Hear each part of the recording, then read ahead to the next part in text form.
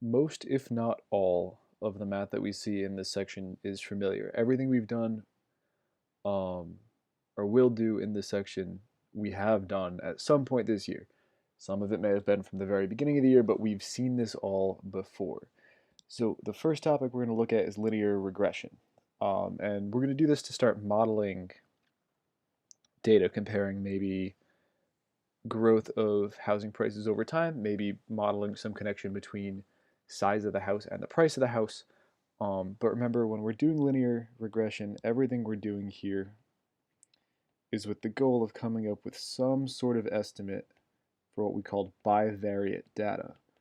Remember that bivariate data just means I'm comparing two different things, right? I'm comparing two different things. Two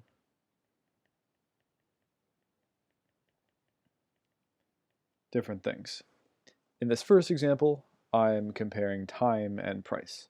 I'm comparing time to the median listing price for houses in South Kingstown.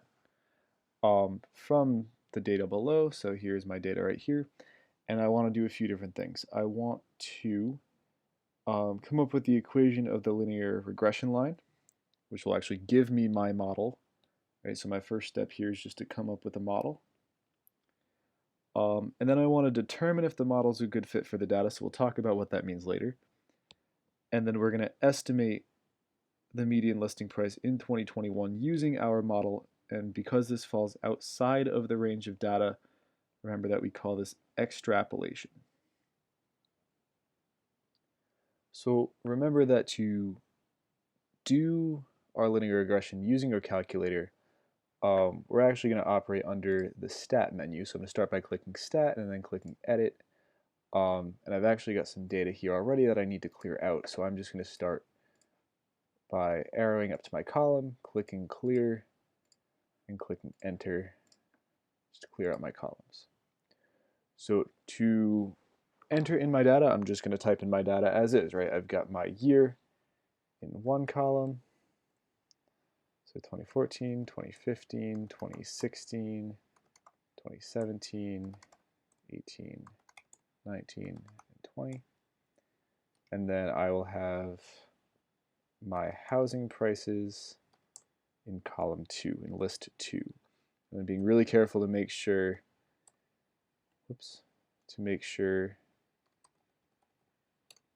that the right values match up with each other. So I have 369,000 for 2016, 399, 2017, 439, 442, 447. So now all my data is entered in. I'm going to go back to stat. I go over to calc. And then because I'm looking for linear regression, I'm actually going to go over to option number 4. Make sure my X and Y list are right. In this case, they're not. I need to do some changes here. My X list, whoops, that's not where I want it to go. Backtrack here. So I'm going to make sure my X list is actually L1. Everything else looks correct to me, so we're going to go down to calculate, and it gives me my display. So I've got my A, my B, my R squared, and my R. Remember that my A and B are my coefficients. R squared and R help gauge the strength of my relationship, and the one that we're concerned with here is R. So based on all of our calculator work, we have, and rounding correctly, we have 929 if I'm rounding correctly, negative 438,337,856, again, taking care of rounding. And then we don't need these yet, but we'll write them down right now. R squared is 0.95 and R is 0.97. So to put this into my linear form, ax plus b, I'm just going to plug in my a and b exactly the way they show up. All right, so 21,929x minus 438,337,856. And this is now my model, right? This is what I'm going to use to make predictions about future values given the data that I have. So is the model a good fit for the data? Well, if I look at my correlation coefficient, if you remember from the beginning of the year, 0.97 is really close to 1, and that makes it strong, in this case strong positive, correlation, which is a really good fit for the data, right? This tells me that the data almost falls exactly in one line, in a straight line, which is great. This tells me that this model is a really good fit for the data that I have. So that means I'm going to use it to estimate the median listing price in 2021. Well, if I look at my function here, my x represents the time or the year, y represents the price, and I didn't do anything to my years, right? I didn't set 2014 back to, say, 0 or to 1. I just plugged in 2014 into my calculator, which means I don't have to adjust 2021 either, so I can just go right ahead and plug in, substitute 2021 for x. So if I do this real quick on my calculator, 438333786, I get an estimated median listing price of $484,723. Well, does this make sense? Yeah, it does. My data trends upwards. It's not going to follow the trend exactly because there's no clear pattern, right? If you look even just between 2018 and 2019, we went up $3,000, and from 19 to 20 we went up $5,000. So there's no real clear pattern here. This is all just an estimate, and it's a pretty good estimate, right? Because my correlation coefficient is so close to 1. The question that comes up is, well, why the median? Right? Why are we using median housing prices? Why not just mean housing prices? Remember that the median is what we call a resistant measure of central tendency.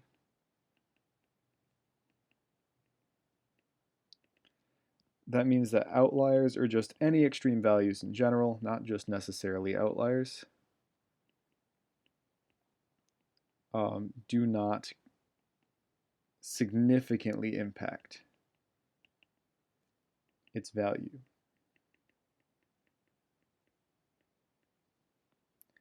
So in this case, median would be a better measure over mean because, I mean, just think about housing prices, right? If I were to take 10 houses from South Kingstown and 2 of them happen to be on the water, that's really going to drive up the value of these houses. So it's going to really skew the data. So the median resists that tendency. So another example that I have, here are the size and price of 10 houses in South Kingstown. So we're going to do the same thing. We're going to do the determine the linear regression equation. We're going to determine if the model is a good fit for the data. And maybe I'll highlight all these. So the equation, the linear regression line, is the model a good fit for the data? And then use the model to estimate the price of a 2,500 square foot home. We're going to follow the same exact process. If you want to try it for yourself, you're welcome to pause the video here and kind of see how you do, but I'm going to go ahead and continue the problem. Okay, so I've got all my data. I can enter this all in the same exact way I did before. So I'm going to go to Stat, I'm going to go to Edit. I need to clear out these rows, right? So I'm going to go arrow up, clear, enter, do that again. This is maybe the most time-consuming part of the video. And I'm going to go ahead and enter in all of my data, being sure to be careful, right? 1673, 1388, 1082, oops, I rest my case, you got to be careful, 1082, 1269, 2336. Maybe I'll put a timestamp up so you can jump past this because it is a little bit long and tedious, 2869, 1124, 3284. Okay, so there's one column, and I'll do the other column. So as we're doing this, hopefully it's kind of starting to come back to you from the very beginning of the year. Remember, this is one of the first things we learned how to do in this class, and we've come a long way since then. We've dealt with some other concepts on our calculator, but it has really been a while since we've done anything this mathematically dense, which is why I'm spending so much time doing this review. So definitely take the time to go back Make sure you're brushed up. Hopefully some of it does come back to you pretty quickly. Whoops, 549.9.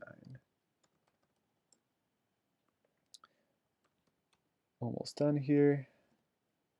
And then 925,000.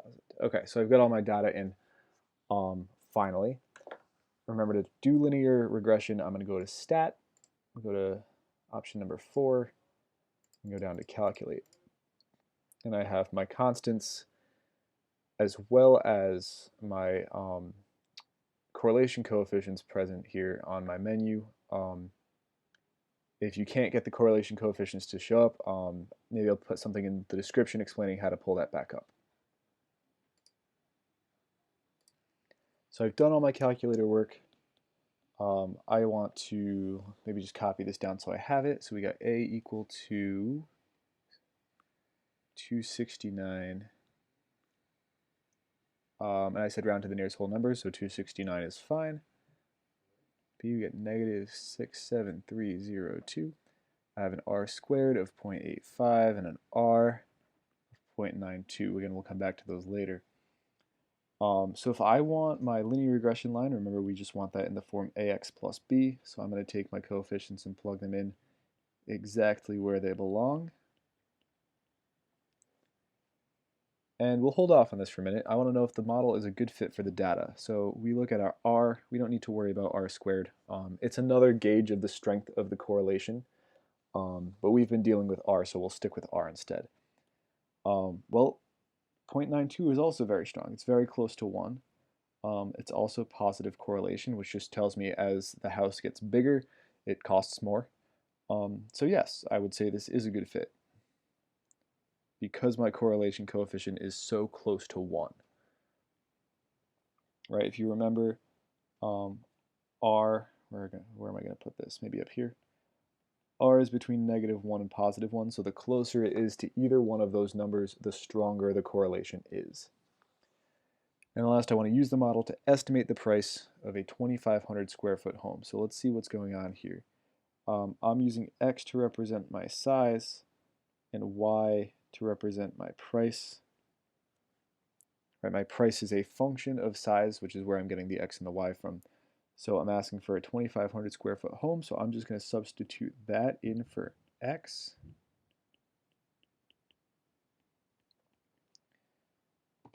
So 269 times 2,500 minus 67,302. And I get a price approximately of $605,198. So again, this is just an estimate. It's a pretty darn good estimate. If I look for some prices near 2,500, some house sizes near 2,500, I get about 630. So maybe this estimate's a little bit on the low end, but that's okay. We can kind of see just how much these prices fluctuate based on size. So that's okay. Remember, this is just meant to be an estimate. That's okay. That we're not exactly in between these numbers, that's fine. So we want to work with this data a little bit more. I want to calculate the mean and median housing prices given the data above and discuss again why the median is a more fair measure than the mean. I want to determine if there are any outliers, and I want to create a box plot displaying the data. So we're going to go back to the calculator to figure that out. So what I need to be careful with this time around, just because of the problem that I have here, because I've already got 2 columns of information, and as we've seen, it's awfully time consuming to go back through and enter all the data again. I'm only dealing with one set of data here. I'm only concerning myself with list 2, my housing prices. That's what I'm comparing here. So I'm going to go to stat. I'm only going to go over to calc. I'm only concerning myself with one variable here. So I'm just going to deal with one var stats. But I need to be careful because the list of values that I came up with that I'm using, if we remember, is in list 2. So if you see all the L2s, L1, L2, L3 in blue, so I can actually change my list by pressing second and then the list that I want. We have no frequency list, so I'm going to go down to calculate, and you see all of my stats here. So I have my mean here. I have, let's see if I arrow down, I have my median, I see all my quartiles, and this is all going to come in handy for the problem that we're in the middle of. Okay, so I've transferred all of my data from the calculator onto my notes here just so I can have it all in one place. And the first thing I wanted to do was compare the mean and the median. So we've got that here, right? My mean is 462,200 and my median is 434,450. And I want to know, why is the median a more fair measure of the housing prices than the mean? Well, let's go back and look at our prices here. Maybe a little hard to see because there's notation everywhere, so let's pick a color. Here is all my data. If you notice, it's all over the place, right? I've got prices as low as 175,000 in the same set as prices all the way up to $925,000. I've got a few low-end prices, a few high-end prices, but man, that 925,000 really sticks out.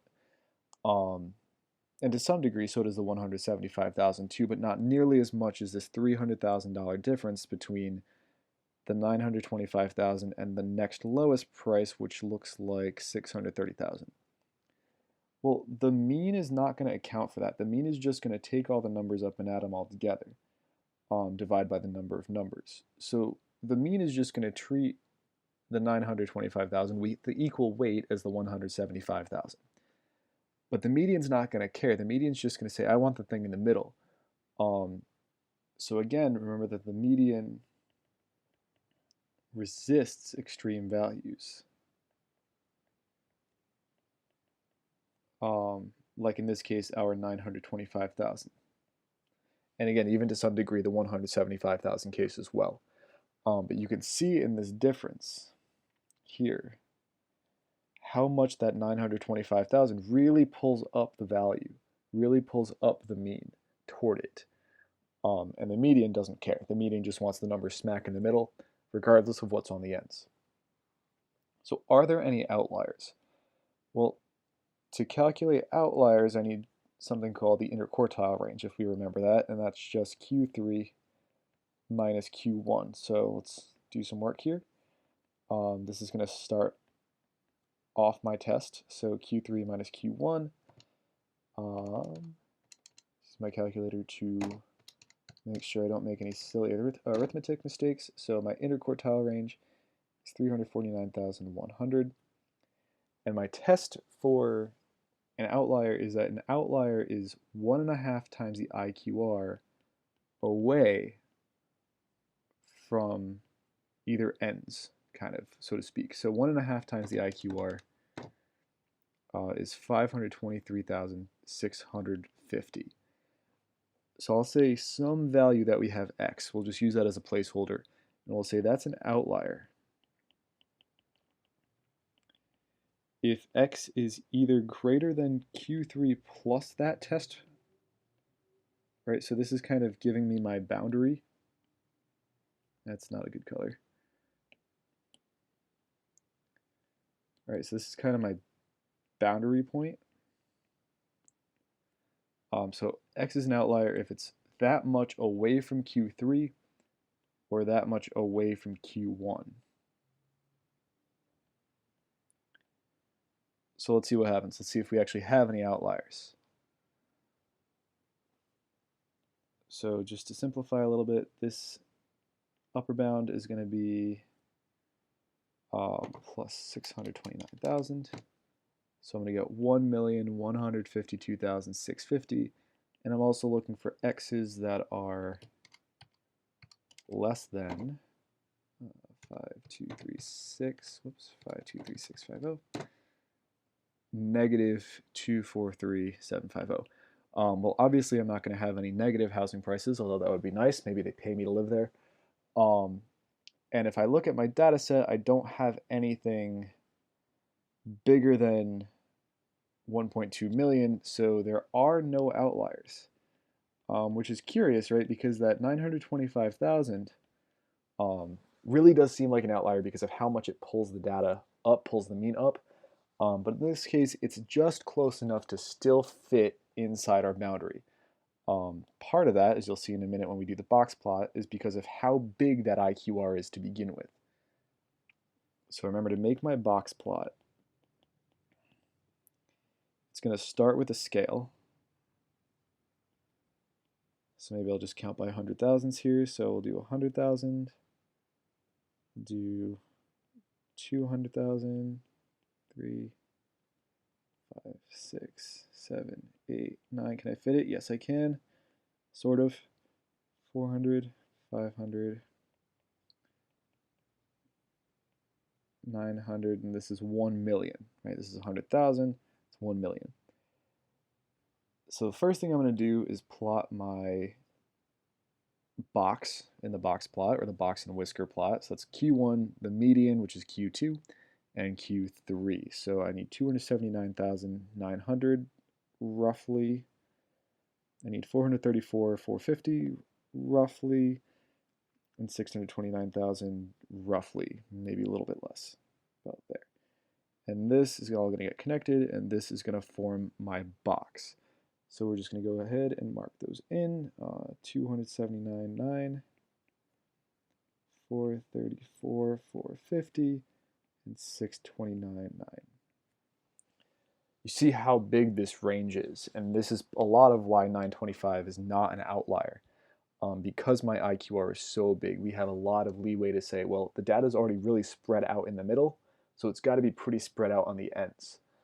And this is why that 925 isn't quite in outlier territory here. If the data was more packed together in the middle between Q1 and Q3, then we would totally see 925 be an outlier, but that's not the case here.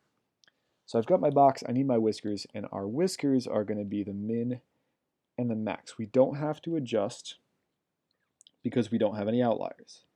Right, remember, if we had outliers, they would just become points, but that's not the case that we have here, and I'm going to go ahead and label these as well.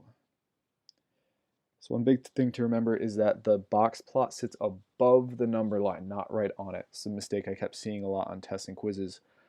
Make sure that box plot sits above the number line, but this gives me a visual representation for the way my data is spread out. You can see that that 925 is super pulled out compared to the rest of the data, but because this bulk of the data here between Q1 and Q3 is so widespread, 925 doesn't quite make it as an outlier either.